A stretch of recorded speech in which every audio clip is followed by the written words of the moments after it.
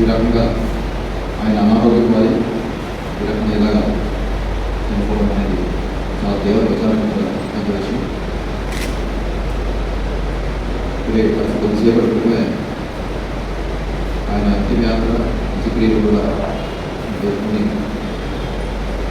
వారి అబ్బాయి కూడా పరామర్శించడం జరిగింది. మా మిత్రులు చాలా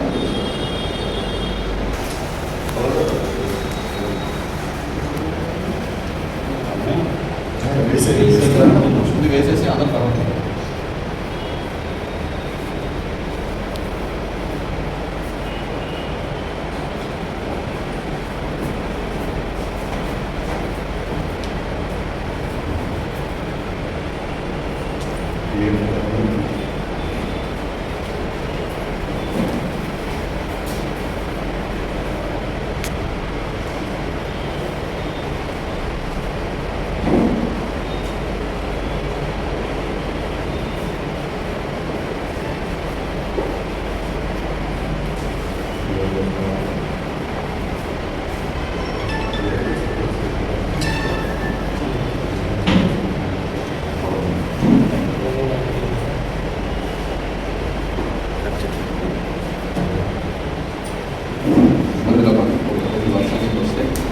నిమిషాలు మామూలు పాటిస్తాం.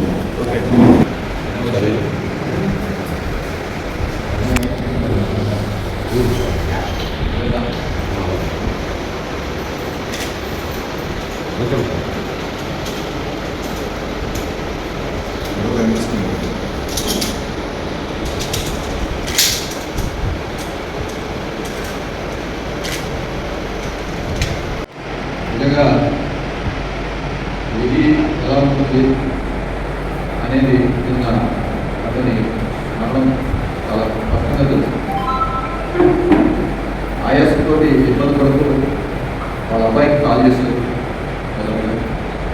అబ్బాయి వైజాగ్లో చదువుకుంటున్న హాస్టల్లో కాలేజీ అక్కడ అబ్బాయి కాలేజీలో తరగతిలో ఉండడం వల్ల ఫోన్ వచ్చేటప్పుడు తర్వాత పక్క వాళ్ళకి ఇచ్చి నాకు ఇబ్బందిగా ఉంది చదవలేకపోతున్నాను నాకు తెలుగు ఒప్పుకోకపోయి ఇక్కడ ఆడవాళ్ళు పక్కన నైబర్స్ వాళ్ళు మొదటి నుంచి కూడా నా ముందు చాలా సమస్యగా ఉంటారు. మన ఆరోగ్యం తర్వాత వారి కోసం ఇంత కష్టపడుతున్నాం. వ్యక్తిగత విషయాలను కలిసే పక్కన మీరు ఏం మాట్లాడుతున్నా సరే మన ఆరోగ్యం గురించి ఒక నిమిషం మీరు గుర్తుపెట్టుకోవాలని చెప్తాను. ఇలాంటి దురదృష్టకరమైన విషయాలు జరిగినప్పుడు మనం ఆలోచించాలి. ఎందుకంటే జగన్ సాయంకాలం ఎలక్షన్ ఇచ్చి ముందుకు వెళ్ళడం ఎలక్షన్నే ఇంత బాధ్యతని ఇవన్నీ పక్కన పెట్టి ఈ కొన్ని యాక్టివిటీస్ కూడా మనం అనుకోండి. సో వాళ్ళకు ఎంపీఎస్ మధ్య తిరిగి తీసుకురావాలి. కానీ ఎంపీఎస్ తర్వాత అడిగిన అనుకోవడం కాకుండా గురించి జాగ్రత్త తీసుకోవడం మంచిదే.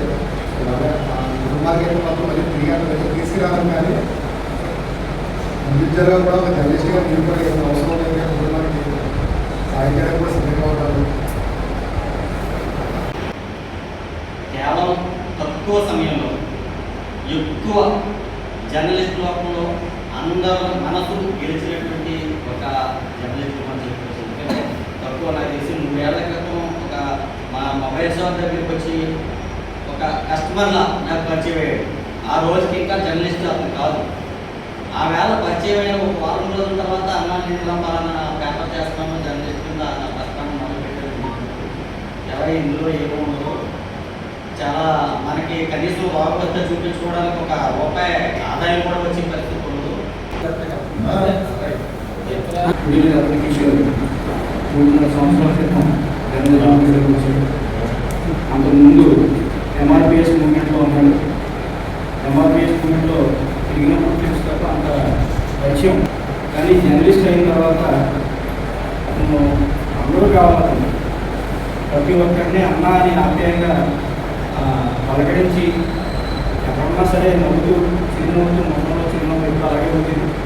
నిన్న ఉదయం కూడా కలిశాడు, మాట్లాడాడు, ఆనందంగా వెళ్ళాడు. తర్వాత ఒక 3 అవర్స్ తర్వాత దారుణంగా ఈ షాక్ గురయ్యే చనిపోయాడు అంటే హార్ట్ అటాక్ తోటి ఇంట్లో కూలిపోయి చనిపోవడం అతని దగ్గర ఎవరు లేకపోవడం సమయంలో చాలా దురదృష్టకరమైన సంగతి ఇది. ఆరోగ్యం విషయంలో అంటే మనం సమాజం గురించి ఆలోచిస్తాం కానీ మన గురించి మనం ఆలోచించుతూ ఉంటాం. ఇప్పుడు ఇంటి పద్ధతుల్లో వార్తా ప్రసారాలు అప్డేట్స్ తాజా అంశాల కోసం తీసుకోవడం కోసం పరిగెడుతూ మన ఆరోగ్యాన్ని మనం నిర్లక్ష్యం చేస్తూ ఉంటాం. మన ఆరోగ్యాన్ని మనం నిర్లక్ష్యం చేయడం వల్ల విషయం తెలిస్తే ఒకసారిగా దుర్భాగ్యం అంటే మన నలుగురిలో తిరుగుతూ మన పక్కపక్కనే మనం చేసుకుంటూ సడన్గా ఇలాంటి వార్త అయితే చాలా బాధాకరం, చాలా బాధాకరం. ఇలాంటి సన్నివేశం ఎప్పుడైనా సరే కాస్త అలసట కానీ ఆవేశం కానీ ఆయాసం కానీ ఏదైతే ముందు ఎవరికైనా వెళ్ళి హాస్పిటల్ జాయిన్ అవ్వడం చేస్తే తదుపరి ఎవరో ఒకరు మన మిత్రులు ఎవరో ఒకరు దాన్ని వచ్చి అంటే ఏంటో తెలుసుకుని తొందరగా ఏం చేయాలనేది ఒక అడగాలి ఇస్తారు. తర్వాత మనం వేరే పథకాలకి సహకారం అందించాలనుకుంటుంది.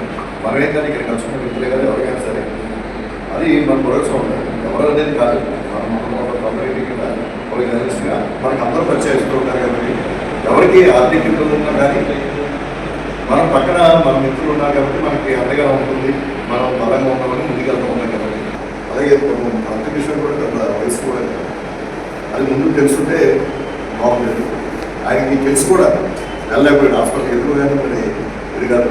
ఆయనకి ఆల్రెడీ స్టంట్స్ చేయాల్సిన అవసరం ఉందని చెప్పేసి వైద్యం పొందినప్పుడు చెప్పడం, అలాగే ఆయన వేరే దీని కూడా హాస్పిటల్లో ఉన్నప్పుడు కూడా ఆ విషయం గుర్తించి కూడా మాకెవరికి చెప్పకూడదు, ఆయన వెళ్ళి చేరకపోవడం, నిన్న అంత టైం ఉన్నప్పుడు కూడా చేరకపోవడం అనేది చాలా పురస్కారమైన విషయం.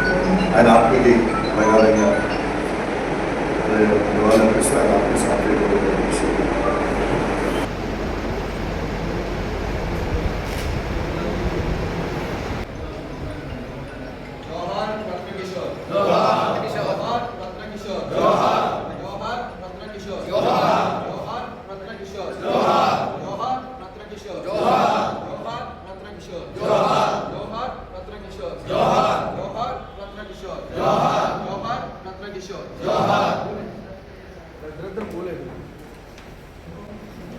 ఒకసారి ఇద్దరు వేయండి.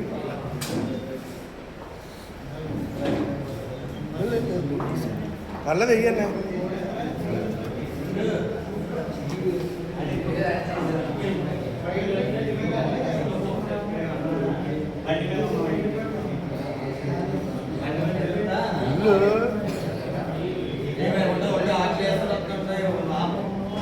గోపి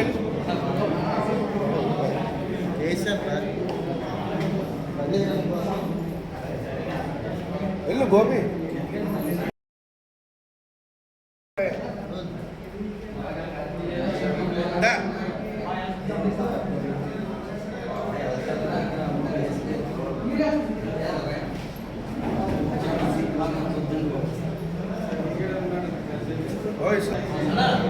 మీరు ఒకసారి వచ్చారా సార్? వేసారు